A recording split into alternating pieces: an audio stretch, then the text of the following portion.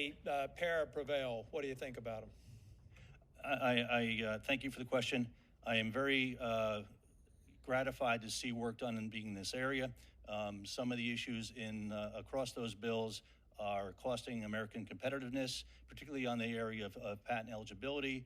I would note, especially from the IP Subcommittee hearing last Wednesday, the Chinese national patent system has a more expansive subject matter area than the United States does. And that is troubling to me. It should be troubling to all Americans. Innovation. Should it be troubling to all Americans that you can file for a patent in China anonymously? I viewed that session, sir, and I was shocked by that. And also equally shocked by written into the laws, the requirement that the disclosure be made to the Chinese embassies.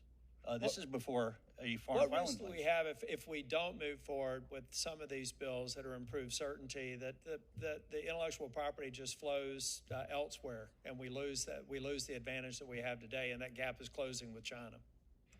Thank you. I think that is a big risk.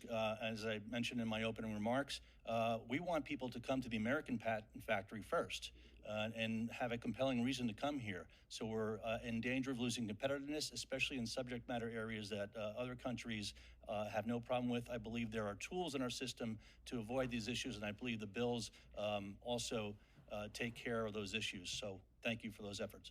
Well, thank you.